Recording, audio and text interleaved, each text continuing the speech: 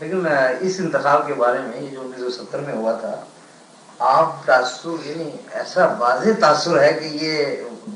واقعی آزاد انتخاب ہوئے، پاکستان میں بھی ہے، باہر بھی ہے، اور اس انتخاب کے موقع پر باہر سے بھی بے شمار اخبار نویس یہاں آئے ہوئے تھے، اور میڈیا کے سبھی لوگوں کا ایک عام تاثر یہ ہے۔ اس سلسلے میں آپ کوئی روشنی ڈال سکتے ہیں آپ کے اس رائے میں اور اس تاثر میں جو فرق ہے؟ جہاں تک کہ مشرقی پاکستان کا تعلق ہے، وہاں جو زیادہ سے زیادہ انفیئر ممکن ہے وہ انتخابات ہوئے۔ مجید صاحب کی پارٹی کو بالکل کھلی چھٹی تھی کہ وہ جس طرح سے چاہیں انتخابات میں گڑبڑ پھیلائیں۔ مسلمان عورتوں کو تقریباً گھروں سے ووٹ ڈالنے کے لیے نکلنے ہی نہیں دیا گیا۔ ایسے حالات پیدا کر دیے گئے کہ کوئی شریف آدمی اس کے لیے تیار نہیں تھا کہ اس کے گھر کی عورتیں جائیں، اور ہندو عورتیں بالکل جیسے چیوٹیوں کی قطار چلتی ہے اس طرح سے وہ جاتی رہیں۔ بہت سے مقامات پر انہوں نے سرے سے دوسری پارٹیوں کے ایجنٹوں کو گھسنے ہی نہیں دیا، ان کے بخش تک نہیں آتا، اور کوئی اس وہاں فیئر انتخابات نہیں۔ جہاں تک مغربی پاکستان کا تعلق ہے، مغربی پاکستان میں آپ اگر حالات کا جائزہ لیں تو آپ کو معلوم ہوگا، اس میں شک نہیں کہ پہلے کے مقابلے میں بہت زیادہ فیئر انتخابات ہوئے تھے، لیکن دو تین چیزیں اثر انداز ہوئی اس میں۔ ایک یہ کہ جہاں تک تعلیم یافتہ طبقے کا تعلق ہے، خاص خاص قسم کے گھروں کو چھوڑ کر ان کی اکثریت ہمارے ساتھ آئی تھی، ان کے ووٹ ہمارے حق میں پڑے۔ جو ان پڑھ طبقہ تھا اس کو دھوکہ دینے والے کئی گروہ کھڑے ہوئے۔ کسی نے ان کے سامنے دھوکہ دیا یہ کہ تم کو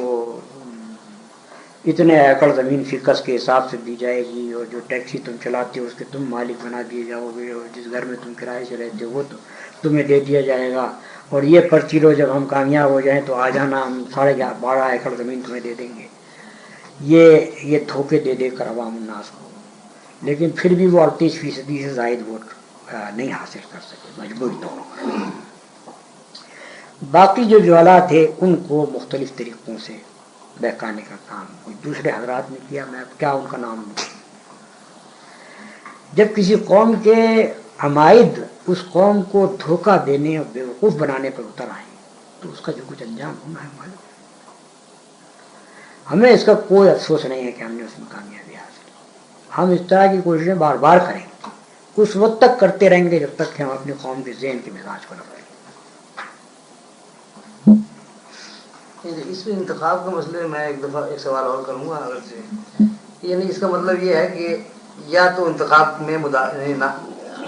منصفانہ انتخاب نہ ہونے کا یہ مطلب تھا کہ حکومت انتخابات کو کسی خاص رنگ پر لے جانا چاہتی ہے، اور ایک یہ جو آپ نے طریقے آپ بیان کیے کہ جو وہ اس مطلب یہ وہ ایسے انتخابات تھے جس میں حکومت کسی ڈھب پر لے جانا نہیں چاہتی تھی۔ یعنی ہم یہ چاہتے تھے اور ہم نے اس کی تجاویز بھی پیش کی کہ انتخابات کا ایک قانون ہونا چاہیے جس کے اندر مختلف ناروا طریقوں کو ممنوع قرار دیا جائے، اور اگر وہ ناروا طریقے اختیار کیے جائیں تو الیکشن پٹیشن کی اس پر کی جا سکے، لیکن الیکشن کے انتخاب قانون میں وہ اصلاح جو ہونی چاہیے تھی وہ اب تک نہیں ہوئی۔ سب سے پہلی چیز یہ ہے کہ الیکشن میں اگر کوئی گروہ دوسرے گروہ کے لیڈروں کو یا دوسرے گروہ کو جھوٹے الزامات سے بدنام کرنے کی کوشش کرے تو یہ الیکشن کے قانون کے خلاف ہونا چاہیے، اور اگر یہ ثابت کر دی جائے کہ اس نے ایسا کیا ہے تو الیکشن پٹیشن میں اس کی کامیابی کو نہیں کر دینا چاہیے۔ لیکن یہاں ہوتا ہے جھوٹا پروپیگنڈا، گویا الیکشن کے جیتنے کے کارگر ذرائع میں شمار کیا جاتا ہے۔ اس کے لیے ہم تیار نہیں ہیں کہ دوسروں کے مقابلے میں جھوٹا پروپیگنڈا کریں۔ ہمارے خلاف جھوٹا پروپیگنڈا ہوا ہے مگر ہم نے کسی کے خلاف نہیں کیا، اور نہ ہم اس ہتھیار کو استعمال کرنا چاہتے ہیں۔ اسی طرح اور بہت سی چیزیں ایسی ہیں کہ جن کو ہم چاہتے ہیں کہ الیکشن کے قانون کو پاک کیا جائے، ایسا کہ یہاں صحیح معنوں میں صحیح الیکشن ہو سکے۔ یہ بھی بات غلط ہے کہ کوئی حکومت طاقت کے زور سے انتخاب جیتے، یہ بھی غلط ہے کہ کوئی دولت مند روپے کے زور سے انتخاب جیتے، اور یہ بھی غلط ہے کہ کوئی شخص عوام کو دھوکہ دے کر غلط فہمی میں ڈال کر ان کو انتخاب جیتے۔ اس چیز کو ممنوع ہونا چاہیے۔ مولانا آپ کی تحریک اور جسے تحریک اسلامی کہا جا سکتا ہے، یہ پاکستان کے حد تک تو جو صورتحال تھی آپ نے بڑی وضاحت سے اس کے بارے میں اشارہ فرمایا. یہ تحریک چونکہ جغرافیائی حدود کے اندر تو پابند ہو کے رہ نہیں سکتی، تو اس کے عالمی اثرات کیا ہوئے آپ کی تحریک کے پاکستان سے باہر بر صغیر میں یا پھر اسلامی ممالک اور دوسرے دنیا کے ممالک میں؟ دنیا کے حالات ایسے ہیں کہ مسلمان کسی تحریک کو بین الاقوامی پیمانے پر نہیں چلا سکتے. دوسری قومیں ایسے انسٹیٹیوشن قائم کر سکتے ہیں جو بین الاقوامی ہوں، کیونکہ ان کے پیچھے ایک طاقت ہے. مسلمان ممالک بھی اس کو برداشت نہیں کرتے کہ کوئی بین الاقوامی تنظیم قائم ہو ان کے اندر، اور غیر مسلم ممالک بھی اس کو برداشت نہیں کرتے. اس وجہ سے ہم نے جماعت اسلامی پاکستان کو بحیثیت ایک جماعت کے صرف جماعت اسلامی پاکستان رکھا ہے. باہر ہم اپنا لٹریچر پہنچاتے ہیں بڑے پیمانے پر اور اپنے خیالات پھیلاتے ہیں، اور ان سے کہتے ہیں کہ اگر یہ خیالات آپ کو اپیل کرتے ہیں تو آپ اپنے ملک میں اسی طرح کام کرنا شروع کیجیے جس طرح ہم کر رہے ہیں. لیکن ہم نے کبھی ملک سے باہر جماعت اسلامی قائم نہیں کی. یہ الگ بات ہے کہ جس وقت پاکستان تقسیم ہوا تو ہندوستان کی جماعت اسلامی الگ بن گئی، تو اس کے سوا کوئی چارہ نہیں تھا کہ جو جماعت کے آدمی وہاں رہ گئے تھے انہوں نے وہاں کی جماعت بنا لی. سیلون والوں نے وہاں جماعت بنائی، اس کا نام جماعت اسلامی رکھ لیا. ہم نے نہیں کہا تھا ان سے کہ آپ رکھیے، انہوں نے اس کو رکھا، لیکن اس کا بھی کوئی تنظیمی تعلق ہم سے نہیں. نیپال والوں نے بھی بنائی تھی، اس کا بھی ہم سے کوئی تنظیمی تعلق نہیں تھا، انہوں نے یہ نام استعمال کیا. لبنان میں بھی ایک جماعت کا نام الجماعت الاسلامیہ ہے، اس کا بھی ہم سے کوئی تنظیمی تعلق نہیں. ہمارے لٹریچر سے فائدہ اٹھاتی ہے. بعض دوسرے مقامات کے اوپر مختلف گروہ کام کر رہے ہیں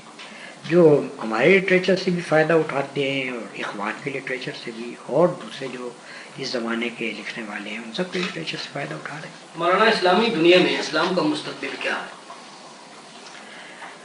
اسلام کا مستقبل تو ہمیشہ اچھا ہی رہا ہے اور کبھی وہ خراب نہیں ہو سکتا، لیکن مسلمانوں کا مستقبل مسلمانوں کا مستقبل اسلام کے ساتھ وابستہ ہے. اگر یہ سیدھے مسلمان ہوں تو ان کا مستقبل بہت اچھا ہے، اور اگر یہ مسلمان بھی رہیں اور پھر نامسلمانی بھی کریں تو ان کو خدا کی طرف سے سزا ضرور ملنی ہے اور مل رہی ہے. ویسے یہ شاید کسی ملک کا نام لینا مناسب نہ سمجھے باہر کی دنیا میں اسلامی ممالک کا، لیکن کون سا ملک ہے جہاں آپ سمجھتے ہیں کہ تحریک اسلامی کے اثرات خاصے محسوس کیے جا رہے ہیں؟ یہ میں مناسب نہیں سمجھتا کہ اس سوال کا جواب. آپ کی تصانیف میں سے، یعنی اس سیاسی دور کا آغاز ہونے سے پہلے، الجہاد فی الاسلام اور پردہ اور تنقیحات، اس طرح 2-3 کتابوں کی پوری اس بر صغیر کی علمی دنیا میں ایک حیثیت تھی، اور اس کے حوالے سے میرا خیال ہے بہت زیادہ آپ کا تعارف تھا. اس کے بعد اس تمام دور میں جبکہ آپ سیاست میں اتنی سرگرمی سے حصہ بھی لیتے رہے ہیں، آپ نے تفہیم القرآن کی تکمیل کی، اور اس حوالے سے میرا خیال ہے کہ نہ صرف پاکستان میں بلکہ باہر بھی ہمیں جانے کا اتفاق ہوا. آپ کا تذکرہ، بلکہ مجھے یاد ہے کہ 1953 میں جب آپ کے لیے سزائے موت کا اعلان ہوا، اس وقت اتفاق سے میں ایک ایسے ادارے میں تھا جہاں سے مجھے یہ معلوم ہوا اس رات میں کتنے ٹیلی گرام دنیا کے دوسرے ممالک سے، بالخصوص اسلامی ممالک سے آئے، اور اس میں جس حیثیت سے آپ کا ذکر تھا اس سے معلوم ہوتا ہے کہ آپ کی پاکستان میں آپ کی سیاسی حیثیت کا اتنا دخل نہیں تھا جتنا اس علمی کام کی وجہ سے. تو اس تفہیم القرآن کی تکمیل تک آپ کچھ روشنی ڈالیں گے؟ اس تمام سیاسی جدوجہد کے ساتھ آپ نے کس طرح وقت نکالا، اور کیا ایسے مراحل اس میں پیش آئے؟ جب میں سوچتا ہوں کہ میں نے یہ کام کیسے کیا تو میری خود سمجھ میں نہیں آتا کہ میں کیسے کر گیا. اس لیے ایک طرف مجھے علمی کام کرنا پڑا، دوسری طرف جماعت کی تنظیم کا کام بھی کرنا پڑا، تیسری طرف اس تحریک کو چلانے کے لیے دورے بھی کرنے پڑے، اس کے علاوہ کارکنوں کی تربیت کا کام بھی مجھے کرنا پڑا. دنیا بھر سے مختلف قسم کے خطوط جو آتے تھے ایک زمانے میں، ان کے جوابات نہیں دیتا تھا،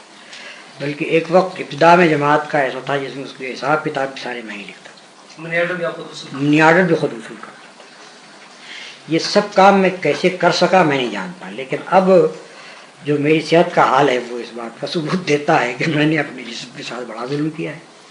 اور اب میری ایک ایک ہڈی اور ایک ایک بوٹی مجھ سے اس کا حساب پوچھ رہی ہے کہ تم نے ہم سے اتنا سخت کام کیوں لیا۔ متعدد کتابیں ایسی ہیں جو میں نے اس طرح سے لکھی ہیں کہ رات کو میں عشاء کی نماز کے بعد بیٹھتا تھا اور صبح کی نماز کے بعد اٹھتا تھا، پوری رات کا